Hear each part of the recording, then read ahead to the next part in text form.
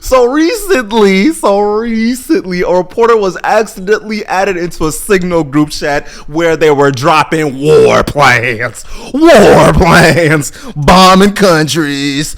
And you know what? We have reached a point of civilization where incompetence is winning. We do not need it to win. Bro. Okay. When I first heard about this, I was sitting back and I was thinking to myself, this could totally happen. This is why I can't get into politics, because I know. If me and you was inside that group chat, a lot of things would be going on. And honestly, I feel like the reason why they were so forceful in trying to wrap this up is because there was more in that group chat we do not need to see. Those are some people we don't need to know about. And honestly, I don't blame Jeffrey Goldberg for pulling out and letting them know, hey, just so y'all know, I don't think you meant to send me this. And you know what?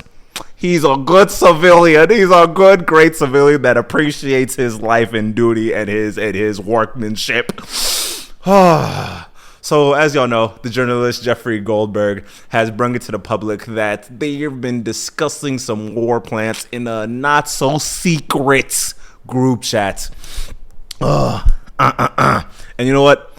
I feel like people need to start putting last names or where they found this person before they go and start adding random names into some group chats. Because even me, I've almost fell victim to this one too many times.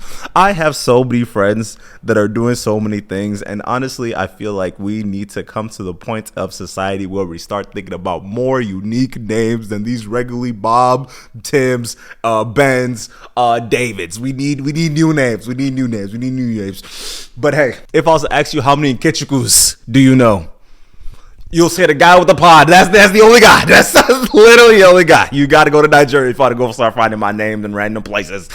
And you know what? It's wild because I don't even blame him, because of I personally know 3 Jeffs. I know 3 Jeffs right now. I had this problem with my friend David where I have 4 different Davids on my phone, and the way that I was able to distinguish them was David economics, David tech, David sales, David healthcare. And then I started meeting more Davids. And then there was more Davids in finances than I cared to imagine. So now I start adding like a very special nickname or where I found them at. You know, something that I can identify them right off the dome. Do you all ever sit back and think someone in your group chat might be spilling the truth? There might be a leak in the ship? Because honestly, I'm a very paranoid man. I be thinking about that all the time. I always feel like someone in there is blabbing to the opposition that does not need to be blabbing right now. And you know what? To talk about Jeff, actually, first, the first thing I was curious about was, why did he bring himself to? Why did he tell them that he was in there to begin with? Because I know journalists. I used to be a journalist. I used to be deep in the fields. This seems like a home run. This seems like the really easy catch grab. But no, he said, you know what?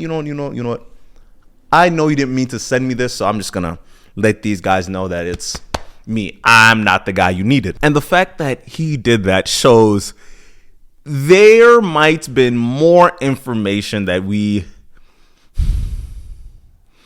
he needed to be privy to actually seeing. Because keep in mind, these are genuine war plans that did happen. Literally after he brung it out to the public, it happened 2 hours before that. So these are like confirmed plans. And then just recently, the arms in the arms Senate, they went and confirmed these same plans were real. And a couple questions I was thinking of. One, could this be tried as treason? Because there's some very important information that was led out there. It kind of reminds me when Trump let out all the Kennedy cases. There it is. When he put out all the Kennedy stuff, and it showed that some of the agents were still alive till this day, just implicating them for no reason. Things like that do definitely worry me. So I'm wondering, is it a case of national security? And as a journalist, who does he have the best interest in? Like, does he have the interest in the act of journalism? Is that just the whole point of his existence? Or is it a case where these are literally national classified information that just are very iffy to be bringing out of nowhere, right? And then I turn around and I think to myself, isn't this the whole point? The whole point of having special places where you go to actually unveil critical information like this? Because I remember when I was in the Senate, they literally had a room that was like underground, that had no phones, no communications, no nothing. The generals come in, everyone sits around this table, they talk about whatever needs to be talked about, and then everybody leaves. You don't text information like this. You don't text information like this. And another question. Isn't Signal a private company?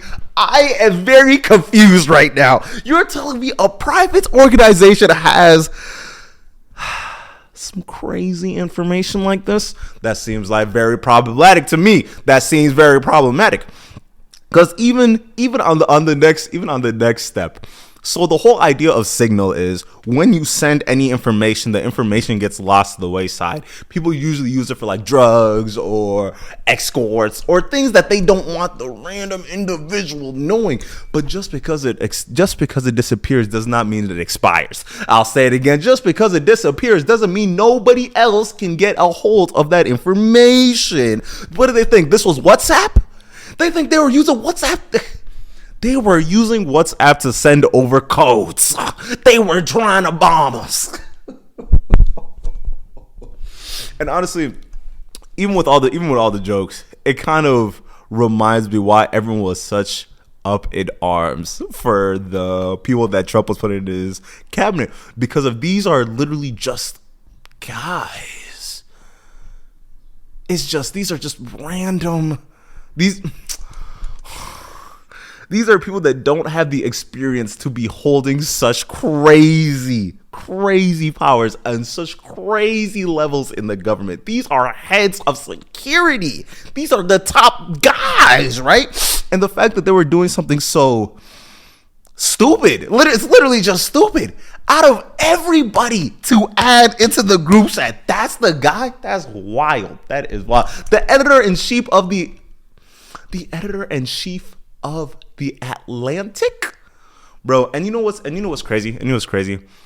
All they did was say, "Oh no, this guy was lying. This guy had no proof. This guy had no this guy was just working for a failing company, just trying to get a headline out of it." And he said, "Oh, you think I'm a liar?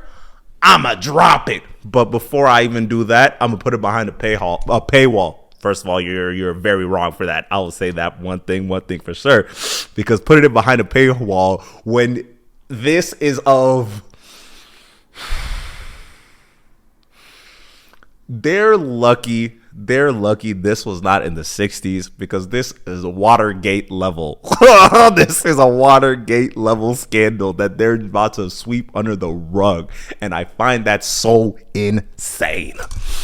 Honestly, I was thinking about it. I was talking to a couple journalists that are on Capitol Hill right now. I was asking, what would happen if he had just stayed there, kept his mouth closed for like this whole Trump administration, just kept his mouth closed, kept his eyes closed for 2 to 4 years, with everything going the way it is going.